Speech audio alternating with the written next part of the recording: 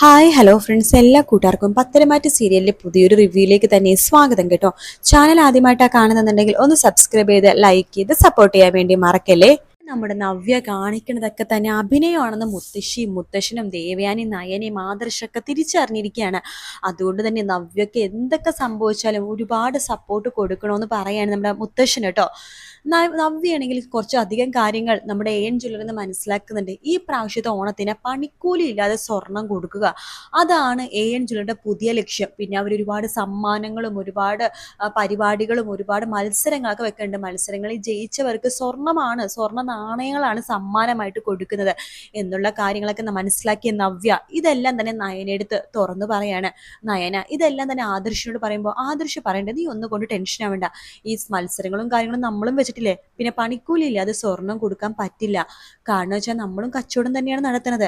കച്ചവടത്തിൽ ചെറിയ ലാഭവും നഷ്ടവും ഒക്കെ ഉണ്ടാകും. ലാഭം കുറച്ചെങ്കിലും ഇല്ലാതെ നമ്മൾ എങ്ങനെയാണ് പണിക്കൂലി ഇല്ലാതെ കൊടുക്കുന്നത്?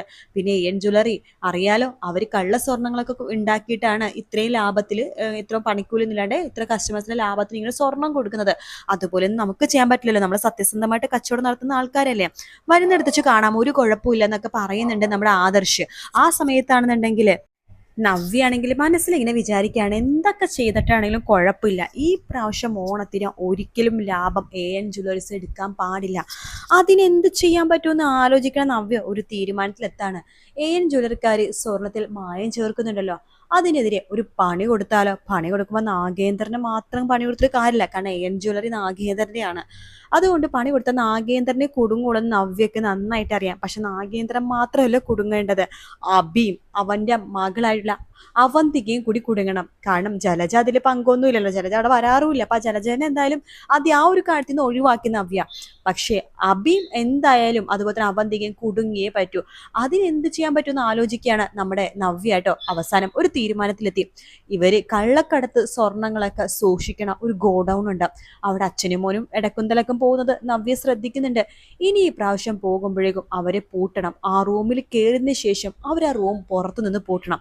ശേഷം പോലീസിനെ മാധ്യമക്കാരെ മീഡിയക്കാരെയൊക്കെ വിളിച്ച് ആ ന്യൂസ് ഫ്ലാഷ് ആയിട്ട് എല്ലായിടത്തും എത്തിക്കണം. എൻ ജ്വല്ലറി വിൽക്കുന്ന സ്വർണം കള്ളസ്വർണമാണെന്നും അതുപോലെ തന്നെ അതിൽ മായം ചേർത്തിട്ടുണ്ടെന്നുള്ള കാര്യങ്ങളൊക്കെ തന്നെ എല്ലാവരും അറിയണം. അതോടുകൂടി ഈ ചിങ്ങത്തിൽ അവര് ഓഫറുകളൊക്കെ കൊടുത്ത കസ്റ്റമേഴ്സ് തന്നെ അവരെ പിടിച്ച് അലക്കും. അവരുടെ കയ്യിൽ നിന്ന് സ്വർണം മേടിച്ചവർ വെറുതെ ഇരിക്കുമെന്ന് തോന്നുന്നുണ്ടോ? എത്രയോ പാവങ്ങളാ ആ കള്ള സ്വർണം മേടിച്ചേക്കണത്, മായം കലർത്തിയ സ്വർണം. അതുകൊണ്ട് തന്നെ അവരെന്തായാലും അവിടെ വന്ന് പ്രശ്നം ഉണ്ടാക്കും, എൻ ജ്വല്ലറി തകർക്കും. അതാണ് നവ്യയുടെ ഉദ്ദേശം. അങ്ങനെ നവ്യ നയനെ എടുത്ത് പറയണ്ട്, ഞാനൊരു പ്ലാൻ തയ്യാറാക്കിയിട്ടുണ്ട് മോളെ. എന്താ ചേച്ചി? അത് നാളെ ഞാൻ പ്ലാൻ സക്സസ് ആവുമെന്ന് എനിക്ക് വലിയ ഉറപ്പില്ല, എന്നാലും സക്സസ് ആവാനാണ് ചാൻസ്. എന്നാലും ഞാനിത് ഇപ്പം പറയുന്നില്ല, പക്ഷെ നാളെ മിക്കവാറും ഒരു സന്തോഷ വാർത്ത കേൾക്കാൻ ചാൻസ് ഒക്കെ ഉണ്ട് എന്ന് പറയാണ്. ചേച്ചി കാര്യം പറ എന്ന് നയനെ പറയുമ്പോൾ, അയ്യോ മോളെ, ഞാൻ പറഞ്ഞില്ലേ നാളെ അത് നടക്കോ ഇല്ലയോ എന്ന് പോലും എനിക്ക് ഉറപ്പില്ല, നടക്കാൻ ചാൻസ് കൂടുതലാണ് അത്രമാത്രം. എന്തായാലും നാളെ നീ ഒരു 12-1 മണിയൊക്കെ ആകുമ്പോഴേ ടി വി വെച്ച് നോക്ക്, ടിവിയുടെ ഫ്രണ്ടിൽ തന്നെ ഉണ്ടാവണം.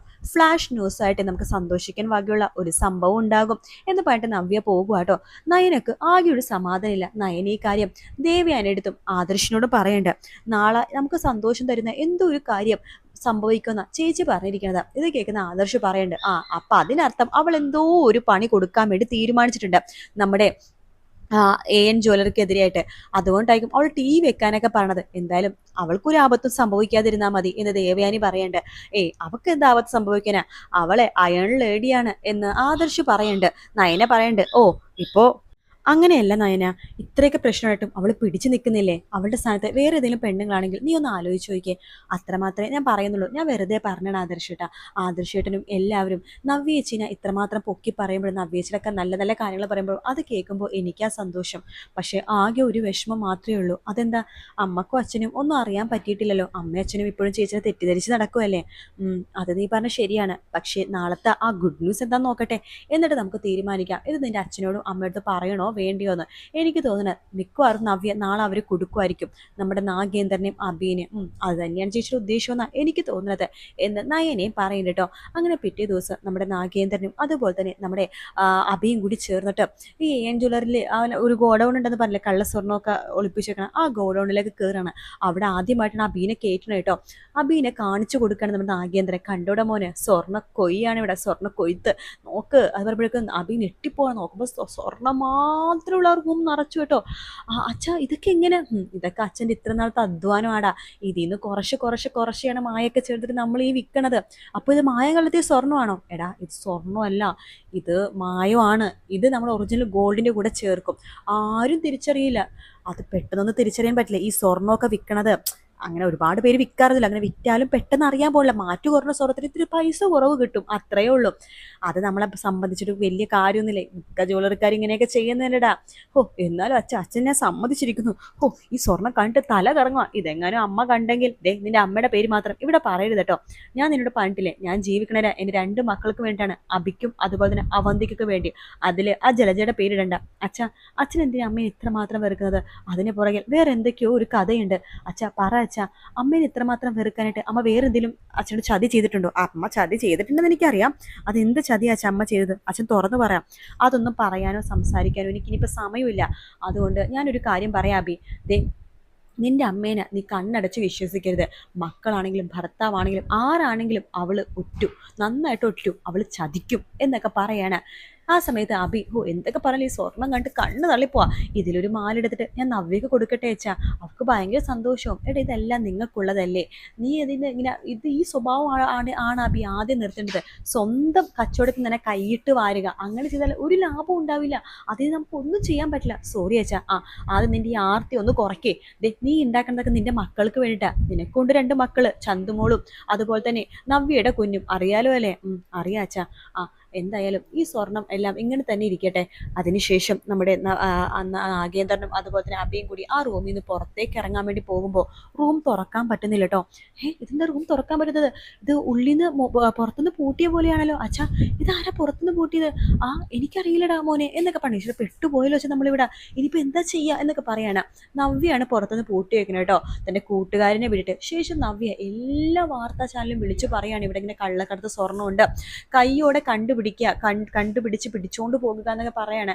അങ്ങനെ പോലീസും പട്ടാളം ഒക്കെ വരുന്നുണ്ട്. അങ്ങനെ അവർ അബീനെയും അതുപോലെ നാഗേന്ദ്രനെ കൈയോടെ പിടിക്കുകയാണ് പോലീസുകാർ. അതോടുകൂടി AN ജ്വല്ലറി തകർന്നു പോവാണ്. AN ജ്വല്ലേഴ്സ് എല്ലാ ജനങ്ങളും കൂടി ചേർന്നിട്ട് അത് ഇടിച്ച് നിരപ്പാക്കാണ്. പാവങ്ങളുടെ സ്വർണ്ണോ പാവങ്ങളുടെ പണവും വിറ്റ് തിന്ന AN ജ്വല്ലറി ഇനി വേണ്ടെന്ന് തന്നെ തീരുമാനിക്കുകയാണ്. അവർക്ക് ഒരുപാട് ശാഖകളുണ്ടല്ലോ, ഇന്ത്യയിൽ മാത്രമല്ല പുറത്തും. എല്ലാം തന്നെ തകർത്തെറിയാണ് നമ്മുടെ ജനങ്ങൾ കേട്ടോ. അപ്പോൾ ആ ഒരു വാർത്ത ഫ്ലാഷായിട്ട് നമ്മുടെ മൂർത്തിയും മുത്തശ്ശിയും അതുപോലെ തന്നെ ആദർശും നയനയൊക്കെ കാണുന്നുണ്ട്. അവർക്കൊക്കെ ഭയങ്കര സന്തോഷമാണ്. പക്ഷെ അവന്തികൾക്ക് ആകെ വിഷമമായി പോട്ടെ. ഈശ്വര, എൻ്റെ അച്ഛന് ഇത്രയും മാത്രം കഷ്ടപ്പെട്ട എല്ലാം ഒരു ദിവസം കൊണ്ട് പോയല്ലോ ഈശ്വര എന്ന് പറഞ്ഞ വിഷമമാണ് നമ്മുടെ അവന്തികക്ക്. അവന്തികയുടെ ആ വിഷമം കാണുമ്പോൾ നയനക്കൊക്കെ ചിരി വരുവാണ്. എന്തായാലും അടിപൊളി ഭാഗമാണ്. നമ്മൾ നാളെയും മറ്റന്നാളെയും കേട്ട് കാണാൻ വേണ്ടി പോകുന്നത് കേട്ടോ. കാത്തിരുന്ന് കാണാം ഫ്രണ്ട്സ്. വീഡിയോ ഇഷ്ടപ്പെട്ടാൽ ലൈക്ക് ചെയ്യുക, സബ്സ്ക്രൈബ് ചെയ്യുക, കമൻറ്റ് ചെയ്യുക. മറ്റൊരു വീഡിയോ കാണാം. Take care, bye bye.